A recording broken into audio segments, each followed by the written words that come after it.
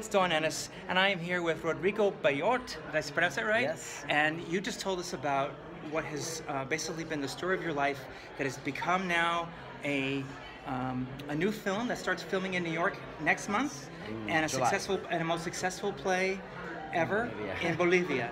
I don't know if ever, but yeah, in the recent times. Okay, modern times then? Modern times? So I'd like to know a little bit about the story behind the story, because I've not read that, but I did hear you tell it. I'd like our readers and viewers to be able to understand what it is that motivated you to tell this story.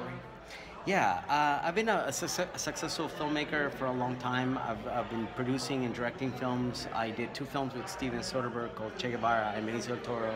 And then I live in New York, so I've been making films since then. And I heard news that my boyfriend, his family found out that he was dating me. He was not out. So he asked me to erase him from all social media. So and it was a picture on social media that they found out. There was on Instagram. There was nothing. There was glimpse of his face, glimpse of his hand. Never. He was paranoid, you think? Well, man, his mother was had fake accounts on Facebook, trying to troll us. Yes. Wow. They were spying. I mean, it was sad. Really, which is why we were communicating French, because his you use French? They don't speak French. Because they wouldn't speak French, and that's why, the last thing he said to me was to Monk, and that's the title of the play and the movie and everything. But then eventually, I found out I couldn't connect with him, so we had one last Facebook chat. Yes. And then basically I heard from other sources that he had committed suicide, and so and I couldn't communicate with anybody. His friends blamed me because they thought that I was exposing him. People converting him.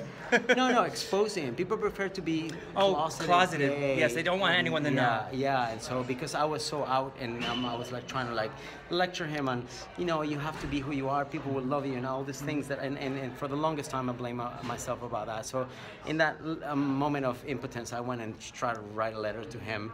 That letter had a lot of anger, yes. And then I actually realized that it was directed to his dad, and then that actually became. I had this idea. I literally spent 3 days crying and writing, and then I had this idea. So what would have happened if his dad found the last conversation that we had on Facebook, and trying to tell him you should have known that his son was happy and was loved. And so that became the play and the book that I published later, and became a best-selling book and a successful play. Yes. It's amazing, isn't it? I'm still not understanding what's going on, but is it a whirlwind for you? Is it really? It's a roller coaster. I have vertigo every day in my life because I don't know what's happening, but I think it's great. Really great. You decided to take the character of your boyfriend in the story, and in the play, you decided it couldn't just be one. And then you decided it might be 3 because different personalities, but now it's something bigger than 3. How many and why? Well, that's an interesting. I was casting the movie and the play, and then I narrowed it down to 3 people, and then I couldn't decide, and my producer said, "Why can't you decide?" And I said, "Because I think that if I choose one person, that person's going to replace the memory of mine." And so he said, "Well, don't you cast them 3?" And when I told people I was going to do a film with 3 actors, they're like, "Oh, you're never going to find 3 actors play a gay character in a Bolivian play in Latin America." And I was like, "Well, add another 0 to that. Fuck you." And I'll find 30. And then in that kind of ego, you're not going to tell me what I can and cannot do moment, I realized everybody is him, and everybody feels connected to that. So we ended up doing a larger-than-life thing, and it became even bigger than we thought at the beginning. Now that you're in New York, and you've been here a while, I imagine. Yeah. What have you done back in your homeland of Bolivia? I understand that you've been able to give back a little bit. Can you tell me a little bit about that? Well, the play on itself, we, without even planning it, just created this media frenzy, and people started talking about LGBT issues and coming out, and so people started coming out immediately after the play, all over the universities, private universities, schools. You started a movement. Yeah, it's called the Tumamonk effect now. They call it because it's just like a domino effect. People just started rising. The first transgender student on the private university demanded to be addressed in his proper gender, and so they were like, "How do we do this?" And they called us, and so we went as an army of 30 actors and me and tried to talk about love and equality and being accepted for who you are, no matter what. And so we, without knowing, we started a movement, and now we're in that moment where, because of what happened, I'm the kind of guy that if you tell me like don't put your fingers in the plug, I'm the same kind of girl. Right? I know. You put your fingers in the socket to see what they mean. Exactly. It's like, oh, and then so when I knew is. about I couldn't find actors, there was no access to acting schools in Bolivia, so I started the Tumamang Foundation after the play, and now we have scholarships for students in Bolivia to study English. We have we're launching next year a scholarship for 3 scholarships for actors in Bolivia to study in one of the best schools in New York, the William Esper Studio, where Amy Schumer went, and like all these amazing people. actors. Yes.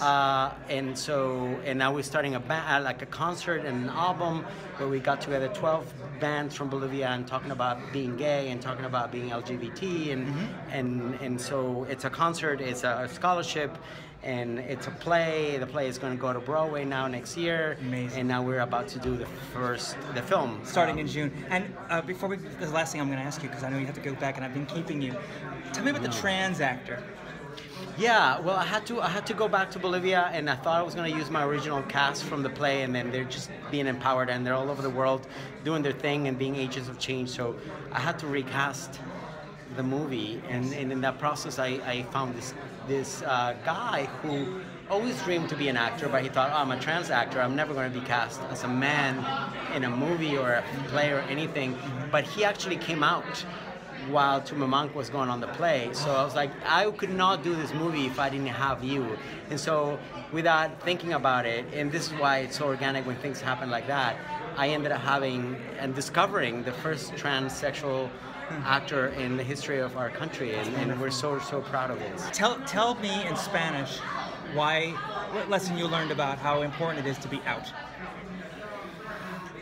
Bueno, por mucho tiempo yo pensé que tenía que esconderme porque tenía mucho miedo.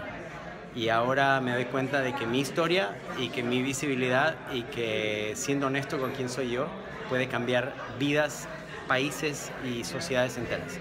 Entonces, si me están escuchando en español, acéptense, quiéranse y vivan su verdad, porque a partir de eso pueden cambiar todo el mundo alrededor de ustedes. Rodrigo, thank you so much. Great talking with you 3 times.